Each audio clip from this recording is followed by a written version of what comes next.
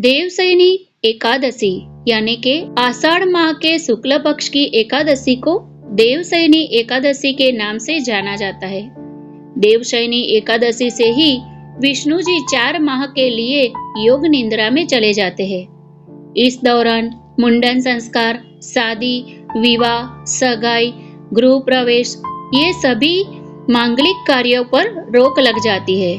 इस साल 6 जुलाई को देवशयनी एकादशी मनाई जाएगी। यह विशेष दिन श्री हरि विष्णु और माँ लक्ष्मी की पूजा के लिए शुभ माना गया है। एकादशी व्रत के दिन व्रती को एकादशी व्रत कथा का पाठ जरूर करना चाहिए। ऐसा माना जाता है कि व्रत कथा का पाठ करने से भगवान विष्णु की कृपा से सभी मनोकामनाएं पूर्ण हो जाती है और मृत्यु के पश्चात मोक्ष की प्राप्ति होती है और समस्त पापों से मुक्ति मिलती है। देवशयनी एकादशी व्रत कथा। देवशयनी एकादशी व्रत कथा का वर्णन खुद भगवान श्री कृष्ण ने किया है। शास्त्रों के अनुसार भगवान श्री कृष्ण ने इस वृत्तांत को धर्मराज युधिष्ठिर को सुनाया था। पौराणिक कथाओं के अनुसार सतयुग में मांधाता नामक एक चक्रवर्ती राजा राज्य करते थे। मांधाता के राज्य में प्रजा सुखी थी। एक बार उनके राज्य में 3 साल तक वर्षा नहीं होने की वजह से भयंकर अकाल पड़ गया था। अकाल से चारों ओर त्रासदी का माहौल बन गया था। इस वजह से यज्ञ, हवन, पिंडदान, कथाव्रत आदि कम होने लगे थे। प्रजा ने अपने राजा के पास जाकर अपने दर्द के बारे में बताया। राजा इस अकाल से चिंतित थे।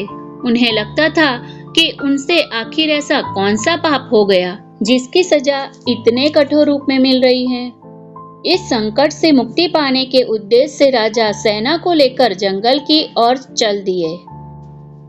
जंगल में विचरण करते हुए एक दिन वे ब्रह्मा जी के पुत्र अंगिरा ऋषि के आश्रम पहुंचे।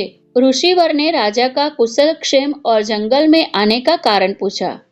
राजा ने हाथ जोड़कर कहा कि मैं पूरी निष्ठा से धर्म का पालन करता हूँ, फिर भी मेरे राज्य की ऐसी हालत क्यों है?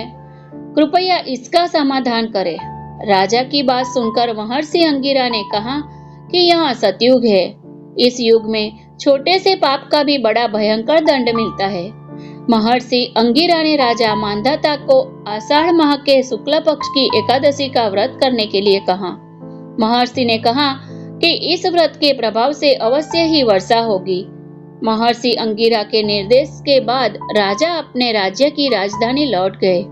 उन्होंने चारों वर्णों सहित पद्मा एकादशी का विधि पूर्वक व्रत किया, जिसके बाद राज्य में मूसलधार वर्षा हुई और सभी कष्ट दूर हो गए। ब्रह्मवैवर्त पुराण में देवशयनी एकादशी के विशेष महत्व का वर्णन किया है।